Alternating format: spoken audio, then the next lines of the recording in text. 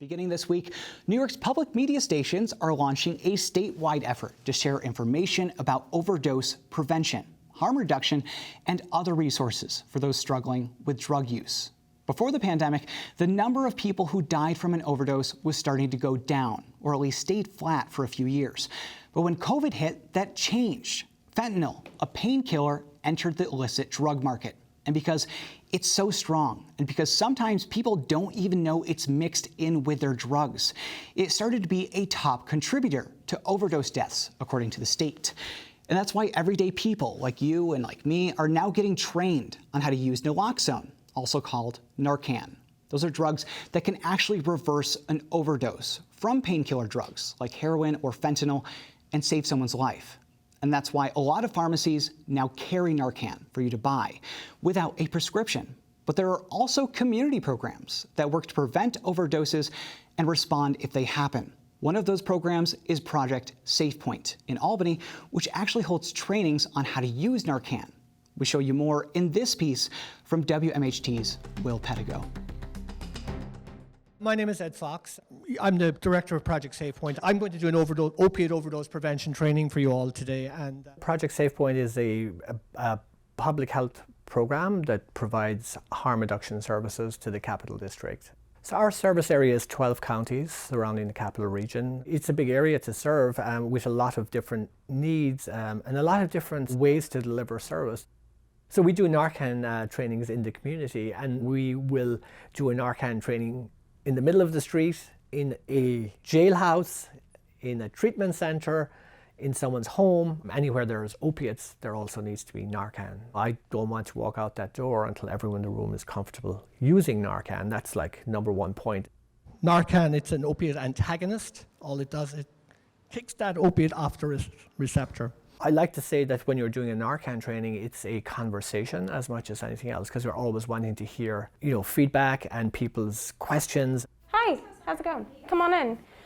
So identifying an overdose, there's a couple of things that you want to look out for. The person will be unresponsive, have either very shallow breathing or no really audible breathing.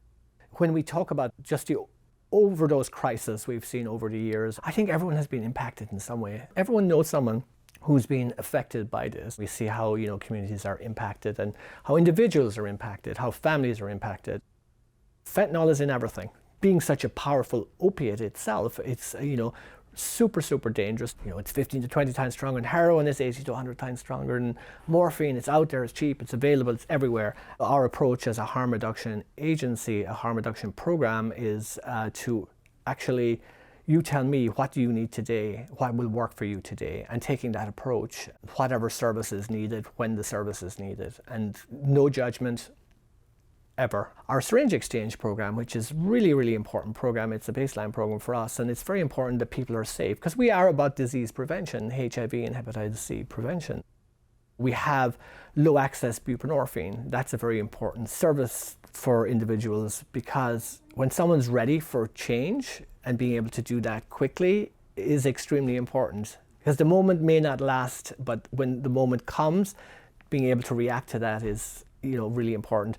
We are making sure that they're in a safe place, and that when they're ready for that change, then we're there to support that.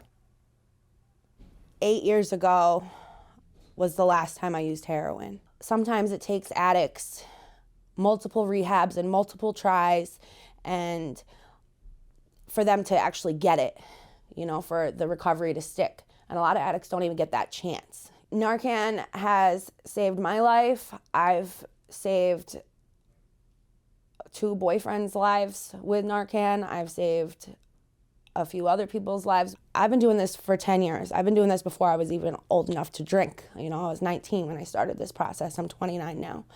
And I think and I hope and I pray that, and thank God that I have had this many tries, because a lot of people haven't, but that because I get up and try again, that it will stick.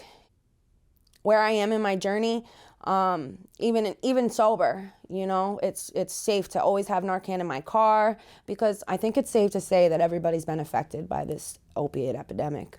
And, you know, instead of turning a blind eye to what's going on, let's get together and, you know, be safe and, you know, go to the Narcan trainings and carry the Narcan in our glove box. Because what if you pull up in a parking lot and you see somebody passed out? Chances are these days they're not sleeping anymore. Chances are they're probably overdosed in that car. And if you knock on that window and they don't wake up, you need to open that door and you need to give them Narcan and call 911, you know, because chances are you could save their life.